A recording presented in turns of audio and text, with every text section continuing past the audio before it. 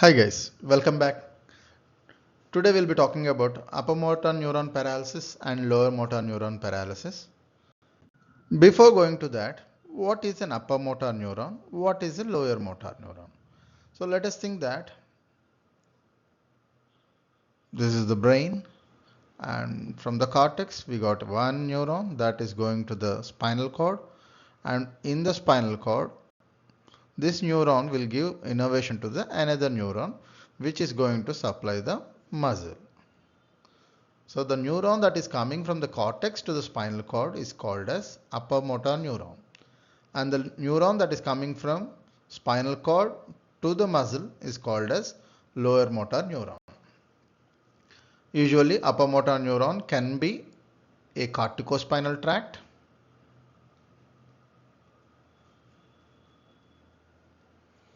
or extrapyramidal tract.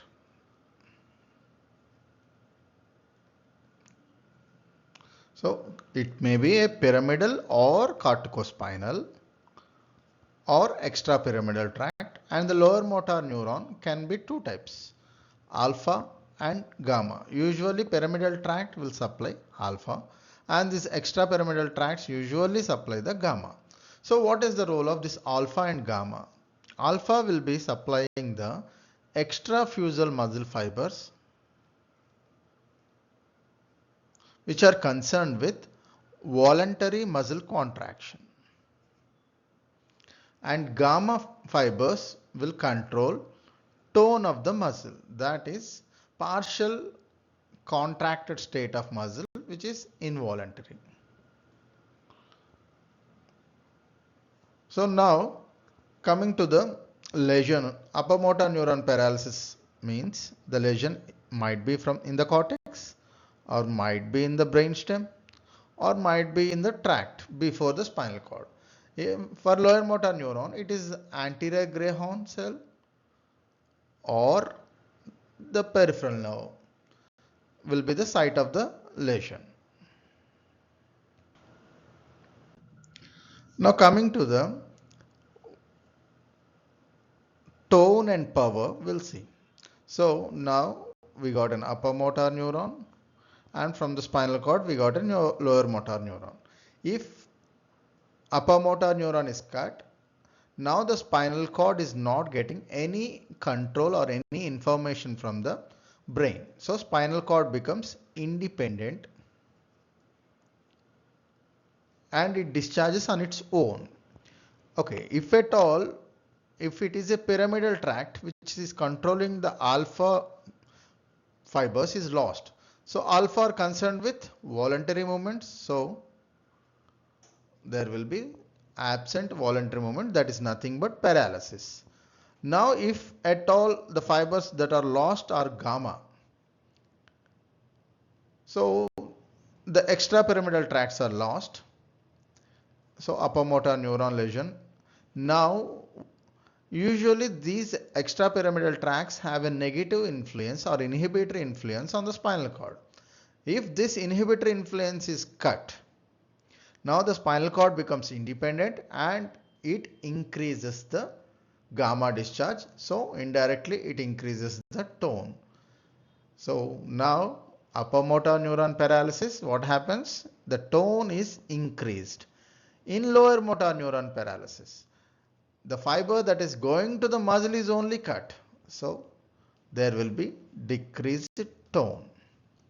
So upper motor neuron paralysis, increased tone is called as spasticity, and lower motor neuron paralysis, decreased tone is called as flaccidity. So coming to the reflexes. So first we'll talk about superficial reflexes. As the superficial reflexes are supraspinal and have supraspinal centers as control, so it's upper motor neuron or lower motor neuron superficial reflexes are lost. But there is one reflex that is called as Babinski sign or Babinski reflex, where stroking the lateral aspect of the heel will give you a dorsiflexion response. So Babinski sign is a dorsiflexion response usually seen in upper motor neuron paralysis, whereas in lower motor neuron paralysis it is absent. So why there is dorsiflexion? Usually withdrawal reflex is a spinal cord reflex. So withdrawal reflex is a spinal cord reflex, and walking usually is a supraspinal reflex. Now when the upper motor neuron is cut, that means this walking reflex which need plantar flexion is gone. So which is now exaggerated?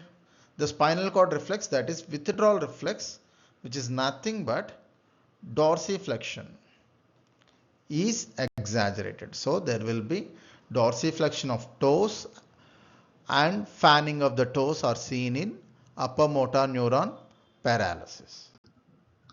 Now coming to the deep tendon reflexes. So deep tendon reflexes are nothing but stretch reflexes. So what is happening here, we'll see. So we already know that in upper motor neuron paralysis there is increased tone. Now, so this is the muscle and this is the tendon, and inside we have intrafusal fibers, those are the muscle spindle. So whenever we stroke this tendon with a knee hammer, we are passively stretching the muscle. So we are passively stretching the muscle fibers as well as the muscle spindle. The muscle spindle has contracted ends and a rigid central core. So whenever we hit at this tendon, it also stretches the edges of the muscle spindle, which sends the information through 1A to spinal cord. So now the information is at spinal cord. From the spinal cord down it comes with alpha. So whenever you hit the muscle spindle, you are sending the information through 1A afferent, and finally alpha motor neuron is getting activated, and that gives you a contraction. Now in upper motor neuron, now the sensitivity of the spindle is increased because of increased gamma discharge. As the gamma discharge is more, now the same hit will cause more afferent, and that causes a exaggerated brisk reflex in the upper motor neuron paralysis. So upper motor neuron paralysis, deep tendon reflexes are exaggerated, whereas in lower motor neuron paralysis they are absent.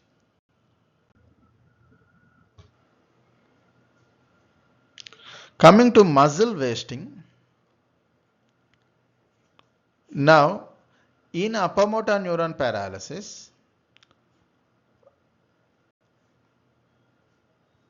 what is happening is this upper motor neuron which is controlling the lower motor is cut. Now the lower motor become independent, that is giving a higher discharge. So this muscle is getting stimulated even involuntarily. So here wasting might be present but not that prominent. So less wasting in upper motor neuron paralysis. Whereas in lower motor neuron paralysis, now there is no information going to the muscle. So the muscle undergoes atrophy and wasting.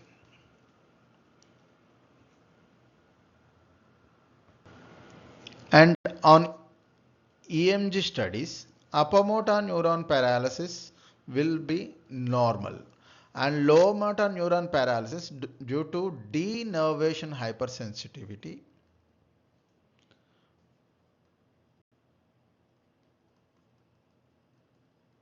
as the lower motor neuron is cut from the muscle end, the receptors on the muscle increases, and this causes denervation hypersensitivity.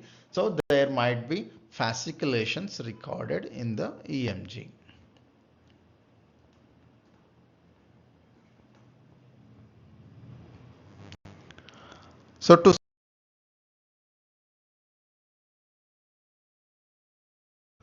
So now to summarize, upper motor neuron paralysis, lower motor neuron paralysis.